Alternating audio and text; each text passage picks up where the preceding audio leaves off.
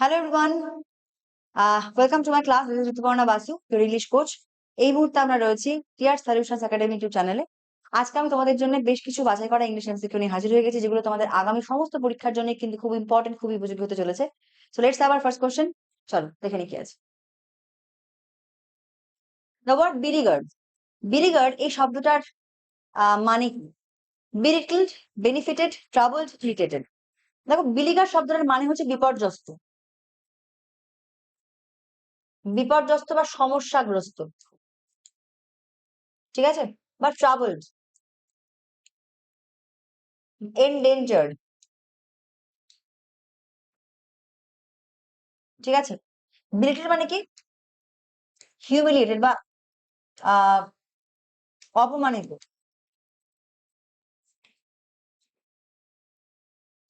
Insulted. Benefited মানে কি? উপকৃত, তাই তো? উপকৃত বা লাভবান বা গেইনার। ট্রাবল মানে হচ্ছে সমস্যা, সমস্যাগ্রস্ত। ইরিটেড মানে হচ্ছে কি? অ্যানয়েড বা বিরক্তি, অ্যানয়েড বা বিরক্ত। ক্লিয়ার? যেখানে বিলিগার্ড এই শব্দটার তোমার মানে কি হবে? এটা হবে অপশন সি, ট্রাবলড। বেনিফিটেড এখানে হবে না, মিলিটেড এখানে হবে না, ইরিটেড এখানে হবে না, এটা হবে কি? Option C, troubled. ঠিক আছে? কোশ্চেন নাম্বার 2 কি বলছে? বলছে ইনডিফ্যাটিগেবল মানে কি?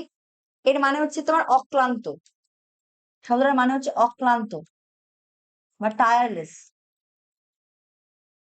ঠিক আছে? অক্লান্ত একদম, ঠিক আছে? ইনডমিনেবল মানে কি? অদম্য বা ডিয়ারিং। আনকনকারেবল। আনহ্যাপি মানে কি? হচ্ছে তোমার স্যাড বা ডিজেক্টেড। ইনকম্পিটেবল মানে কি? আহ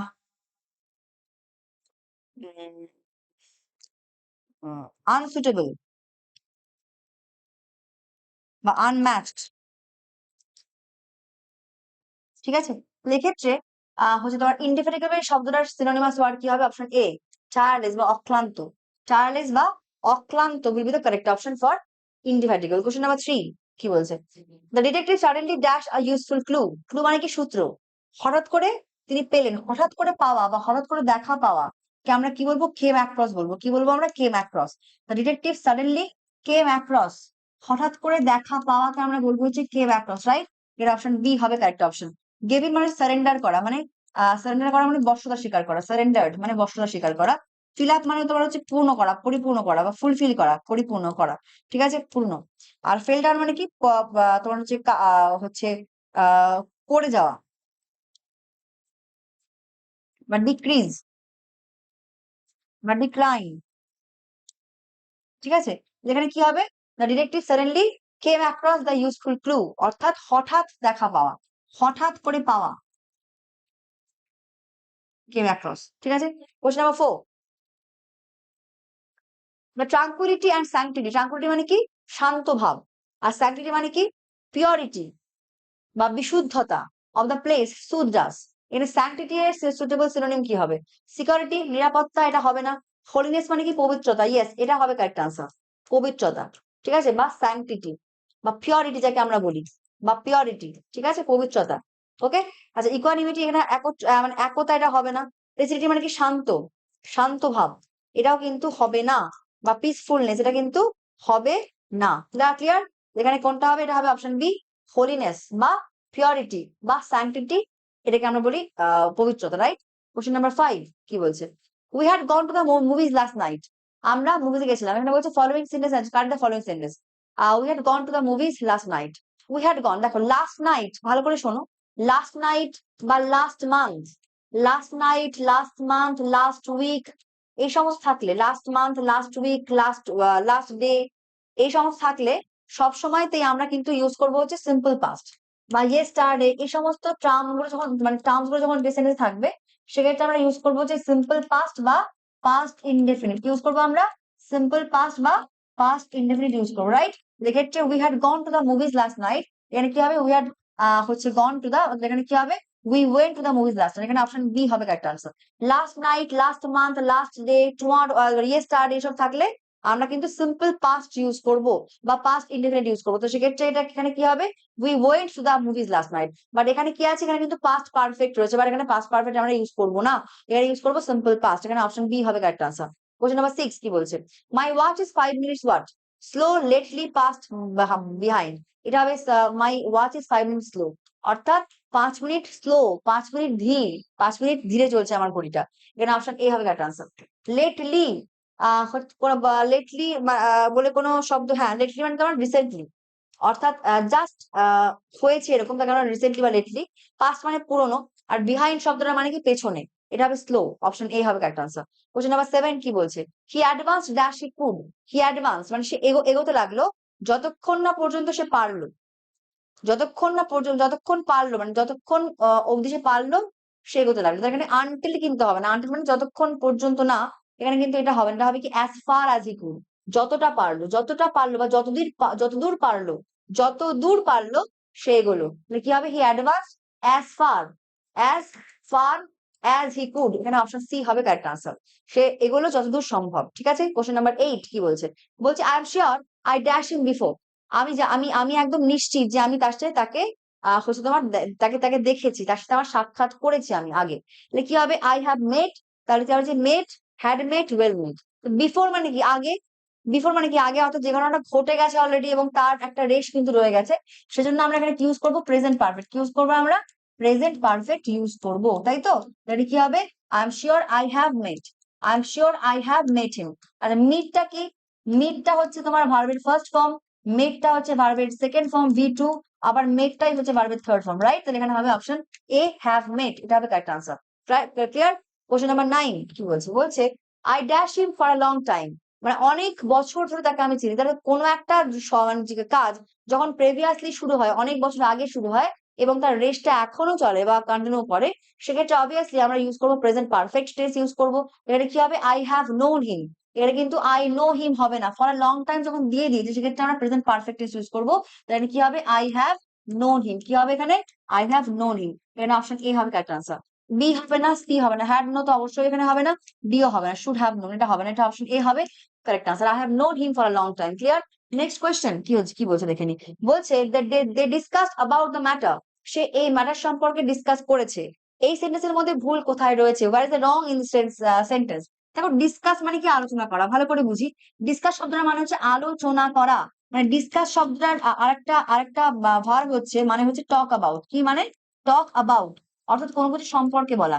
ডিসকাসের ক্ষেত্রে ডিসকাস মানে যখন টক অ্যাবাউট, তাহলে আমি এক্সট্রা করে কিন্তু আর অ্যাবাউটটা এই প্রিপোজিশনটাকে আর আনবো না, আনবো না, আনার কোনো প্রয়োজন নেই।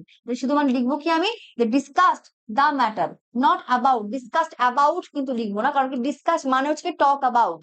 টক অ্যাবাউট যদি মানেটাই এর হয়, তাহলে আমাকে এক্সট্রা করে অ্যাবাউট যোগ করার দরকার নেই ভাই। তাহলে কি লিখবো আমরা, ডিসকাসড দ্য ম্যাটার, রাইট। এখানে অপশন হচ্ছে তোমার সি হবে correct answer.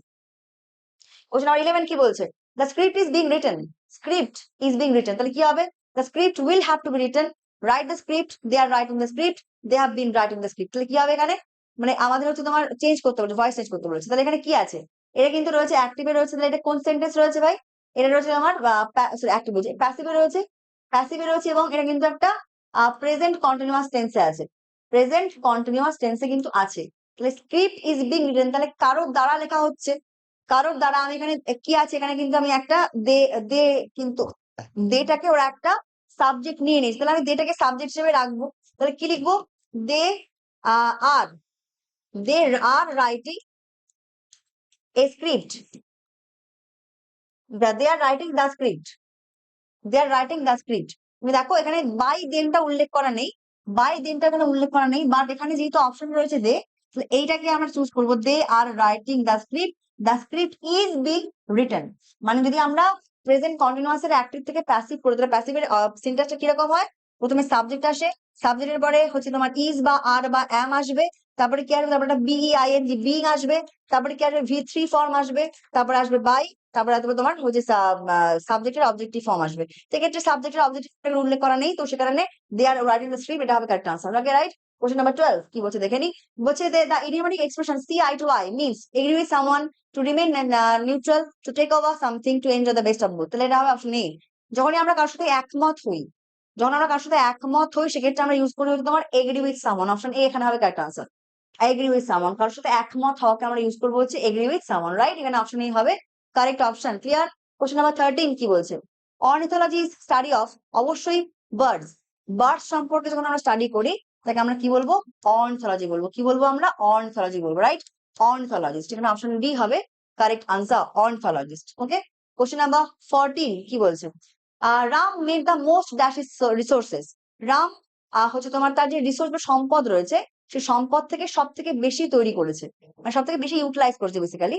Ram made the most of his resources, মানে তার যে রিসোর্স রয়েছে তার থেকে সব থেকে বেশি ইউটিলাইজ করেছে রাম। ঠিক আছে, যেখানে অপশন বি হবে correct option, option B of. Okay, question number 15, necrophilia, love for insects, love for children, cultivation of knowledge, fascination with dead bodies. Necrophilia মানে হচ্ছে তোমার মৃত মৃতদেহের প্রতি ভালোবাসা, মৃতদেহের প্রতি ফ্যাসিনেশনকে আমরা বলবো হচ্ছে নেক্রোফিলিয়া। ঠিক আছে, খুব একটা অদ্ভুত বিষয়, বাট মৃতদেহের মানে তোমরা যদি একটুখানি স্টাডি করো দেখবে এরকম অনেক এক্সাম্পল আছে যেটা খুব দুর্ভাগ্যজনক, যে এই মর্গে মানুষ কিন্তু মৃতদেহ রাখতেও খুব সমস্যা হয়, মানে মৃতদেহকে দেখে রাখতে হয়। কেন দেখে রাখতে হয়? কারণ কি মৃতদেহের সাথেও কিন্তু বাজে কাজ করতে পারে মানুষজন, এতটাই নোংরা মানসিকতা নিয়ে মানুষ চলে। ঠিক আছে, মানে নেক্রোফিলিয়া দ্বারা হয়, মানে মৃতদেহের প্রতি একটা মানে তার যে একটা হিংস্রতা প্রকাশ করে। ঠিক আছে, এটা হবে option D, fascination with dead bodies. 16, interrogative সেন্টেন্সে এটাকে কনভার্ট করতে বলেছে, I will meet you at the train station. এখানে কোন এটা কোন টেন্সে আছে বলবে ভাই, মানে এটা তো ফিউচার টেন্সে আছে, একদম ক্লিয়ার। এখানে আমি কি পেলাম? উইলটা এখানে অক্সিলারি পেয়ে গেলাম অলরেডি, আর মিটটা আমাদের এখানে মেইন ভার্ব, রাইট? আমরা যখন এখানে অক্সিলারি অলরেডি পেয়ে গেলাম, সুতরাং এটাকে আমাদের ইন্টারোগেটিভ বা প্রশ্নবোধক করতে কিন্তু খুব বেশি মানে ইয়ে লাগবে না, খুব বেশি ডিফিকাল্টি আসবে না। আমি তাহলে কি করলাম? উইলটাকে সামনে নিলাম, উইল আই, ও সরি সরি, এটা হচ্ছে বুঝে কোথায় কোথায় মিট করেছে না ট্রেন স্টেশনে মিট করেছে, সরি, মানে ট্রেন স্টেশনে মিট করেছে। তাহলে এখানে কোথায় মিট করেছে? কোথায়? এখানে কি হবে? where will you meet me? তুমি কোথায় আমার সাথে দেখা করবে?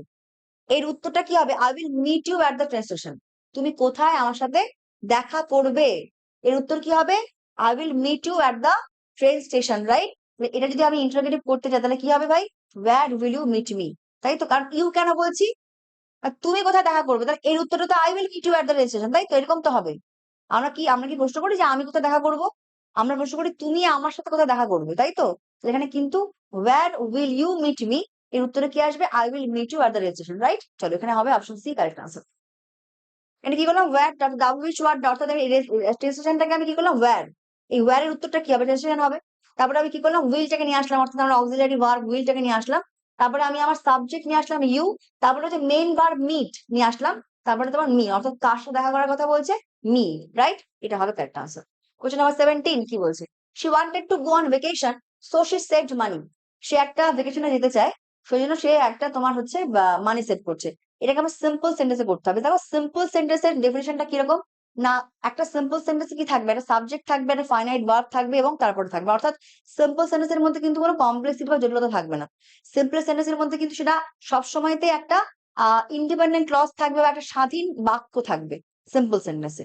ঠিক আছে, কোনো জোড়া থাকবে না সেখানে কোনো। ঠিক আছে, তো ফার্স্ট শি ওয়ান্টেড, এখানে wanting to go, she wanted to go on vacation, and না, এখানে এন্ড তো এখানে হবে না, কম্পাউন্ড সেন্টেন্স হয়ে যাচ্ছে, এটা হবে না। তারপরে wanting to go on vacation, she save money, first she wanted to go on vacation, she save, না ফর তো এখানে হবে না ভাই, ফরও এখানে হবে না,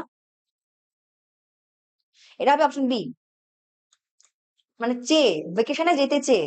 এবার ওয়ান্ট এর সাথে কি করলাম? আমি ওয়ান্ট এর সাথে আমি আইএনজি যোগ করে দিলাম। এটাকে আমি কি হিসেবে ইউজ করলাম ভাই? এটাকে আমি ইউজ করলাম প্রেজেন্ট পার্টিসিপল হিসেবে, প্রেজেন্ট পার্টিসিপল হিসেবে ইউজ করছি ওয়ান্টটাকে। যে সে ভেকেশনে যেতে চেয়ে কি করলো না, সে মানি জমালো, তাই তো? ভেকেশনে যেতে চাইলো, চাইলো এবং মানি জমালোটা কিন্তু আমি ভেঙে ওটাকে কি করলাম? সে ভেকেশনে যেতে চেয়ে মানিটা জমালো। ক্লিয়ার হলো? এখানে wanting to go on a vacation she save money, এখানে অপশন বি হবে correct answer, option B. Pancakes are delicious but not without syrup, এরকম সিম্পল সেন্টেন্স করতে হবে যে প্যানকেকস গুলো কিন্তু ডেলিশিয়াস বাট উইদাউট সিরাপ এটা নয়। Pancakes are delicious when served with syrup, এখানে ওয়েন রয়েছে, এটা অবশ্যই এটা একদমই সিম্পল সেন্টেন্স হবে না, সুতরাং এটা কাটা। Pancakes are delicious only with syrup,